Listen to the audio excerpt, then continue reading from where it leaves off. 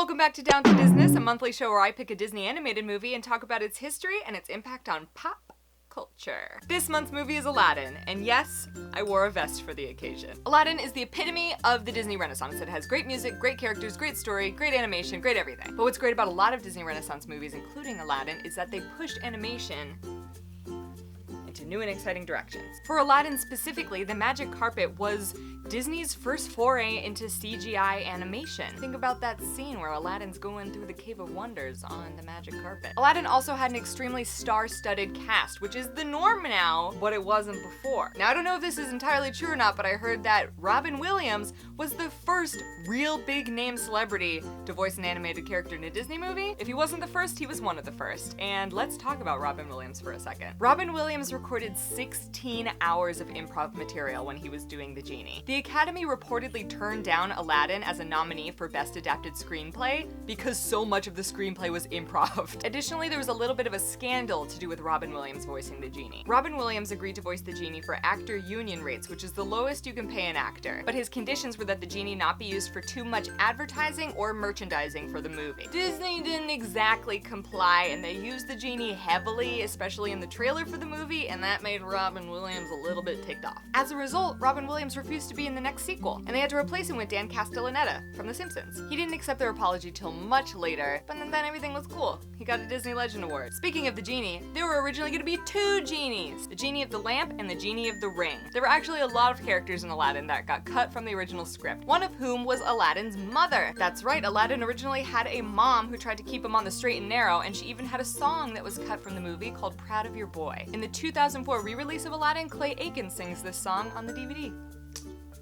Back in the day, Aladdin also had three best friends who sang barbershop quartets with him. Aladdin is a Dapper Dan?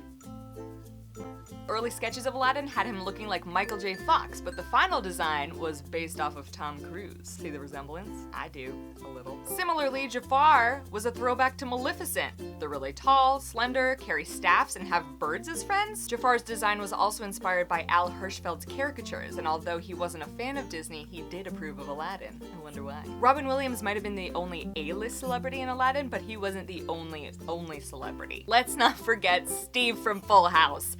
That's right, Steve from Full House, the voice of Aladdin. Scott Weinger, that's his real name. Did I mention he was on Full House? He was on Full House. And did you know that there's a famous voice actor specifically talented at making monkey noises? Frank Welkner was the voice of Abu, and he also voiced the Nazi monkey in Raiders of the Lost Ark and Curious George in the TV series. That guy knows how to voice a monkey. And Steve Martin, Eddie Murphy, Martin Short, and John Goodman were among the other actors considered to play the Genie. Aladdin was a pretty big hit for the Disney company, and it pushed the Disney Renaissance forward. It was the first animated movie to ever gross more than $200 million.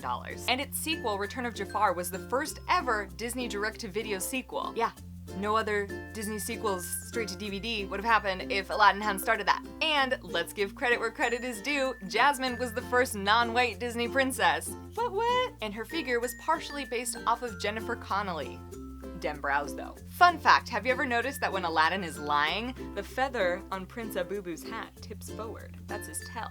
He don't got no poker face. Or poker hat. Also, if you keep your eyes peeled at the end of the movie when Raja turns back into his normal self, his head turns into Mickey Mouse for a split second. One of my favorite things about the Disney Renaissance, and specifically Aladdin, are the soundtracks. The music in Aladdin is simply amazing, and a lot of that is due to Howard Ashman. You might not know who Howard Ashman is because he's a lot less famous than Alan Menken, but that's mostly because he unfortunately died before Aladdin was finished. It was the last movie that he ever worked on, and the soundtrack was completed by Tim Rice. Other fun fact, my hard drive is named Howard Ashman in honor of Howard Ashman because I love Howard Ashman so much. He's amazing. I think Aladdin is incredibly special because it's the last movie that this incredibly talented musician ever worked on, and none of the Disney Renaissance movies would be the same if not for Howard Ashman. So the Disney Renaissance movies kind of get lumped together because all these movies did so many amazing things for animation and for Disney. But it's still important to go in and figure out exactly what it was about each of these movies that made Disney what it is today. Aladdin is super incredible. It was culturally diverse, the animation was stylized, the music was incredible, and I can't end this video without, of course, mentioning the incredible Aladdin stage show at Disney California Adventure, which is a fan favorite that people will not let Disney remove. Disney World, get on that. But for real, what's cool about the Disney Renaissance is that it was the Renaissance. It reinvigorated the Disney company, and Aladdin in particular seems to have been a movie that really pushed Disney towards more commercial success. Leave a comment down below letting me know what your favorite movie is from the Disney Renaissance, or as always, leave a suggestion for which Disney movie I should talk about in my next Down to Disness. Hope you enjoyed this episode, and I'll see you real soon for another video on this channel. Bye! Break down the armor, all things in armor, but all within go on through a thin skin. Do you trust me? Do you trust me? You should.